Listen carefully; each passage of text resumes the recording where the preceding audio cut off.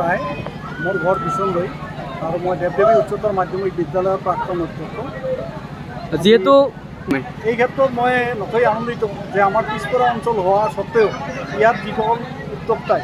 এইখন আমাৰ বিদ্যালয় স্থাপন কৰাৰ ক্ষেত্ৰত আগভাগ লৈছে তেখেতসকললৈ মই আন্তৰিক শ্ৰদ্ধা জ্ঞাপন কৰিছোঁ। এইকাৰণেই জ্ঞাপন কৰিছোঁ যে এই অঞ্চলৰ পিছপৰা যিখিনি আমাৰ মানুহ আছে শিক্ষাৰ ক্ষেত্ৰত অৰ্থনীতিৰ ক্ষেত্ৰত তেওঁলোকে বাহিৰত যাই যি শিক্ষা অৰ্জন কৰিব পৰা ক্ষমতা তেওঁলোকৰ নাই, তেখেতসকলে এইখন মানে আমাৰ বিদ্যালয়তে এই সমকক্ষ আমাৰ গুণগত মান বিশিষ্ট শিক্ষা ইয়াত লাভ কৰিব বুলি মই আশাবাদী। মই এইকাৰণে মই এটা কথা ইয়াত স্পষ্টকৈ ক'ব বিচাৰিছোঁ যে আমাৰ এই অঞ্চলত বহুতো প্ৰতিভাৱান ছাত্ৰ ছাত্ৰী আছে, যিসকল প্ৰতিভাৱান ছাত্ৰ ছাত্ৰীয়ে এনেকুৱা মঞ্চ পোৱা নাই আৰু সেই মঞ্চৰ অভাৱত তেওঁলোকৰ অন্তৰ্নিহিত থকা এই প্ৰতিভা তেওঁলোকৰ অন্তৰতেই সেইখিনি মাৰ যোৱা হৈ পৰে। আমাৰ এই অঞ্চলৰ বহু ছাত্ৰ ছাত্ৰীয়ে আজি বাহিৰত আজি ৰামানুজমৰ পৰা আৰম্ভ কৰি পাঠশালা নলবাৰী বা বিভিন্ন ঠাইত নিজৰ ঘৰ এৰি অভিভাৱকক এৰি তাত থাকি পাঠদান লয় আৰু অভিভাৱকসকলে ল'ৰা ছোৱালীক তাত পঢ়াৰ কাৰণে যি ধৰণৰ চিন্তা ভাৱনা আৰু কষ্ট অনুভৱ হয়, মই আশা ৰাখিছোঁ ইয়াত এই ছাত্ৰ ছাত্ৰীসকলে একে গুণমান বিশিষ্ট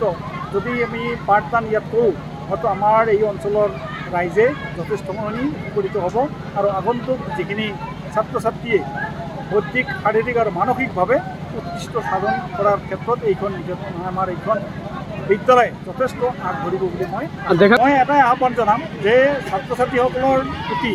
মোৰ এটা আহ্বান যে আমাৰ বৰ্তমান প্ৰজন্মসকলৰ মাজত যি এটা নিচা বা বিভিন্ন ধৰণৰ মোবাইল বা বিভিন্ন ধৰণৰ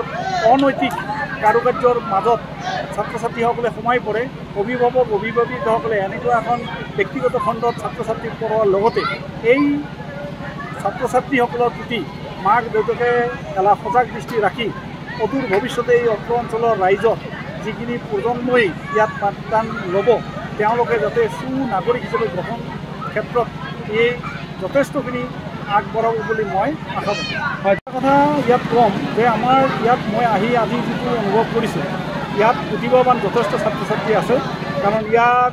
যিখিনি নাচ গান বা খেল ধেমালি বা উপস্থিত বক্তৃতা দিয়াৰ ক্ষেত্ৰত যিসকল ছাত্ৰ ছাত্ৰীয়ে ভাগ লৈ তেওঁলোকৰ নিজৰ পাৰদৰ্শিতা প্ৰদৰ্শন কৰাৰ ক্ষেত্ৰত যথেষ্ট অৰিহণা লাভ কৰিছে, এই ছাত্ৰ ছাত্ৰীসকলে যাতে অদূৰ ভৱিষ্যতে এই আমাৰ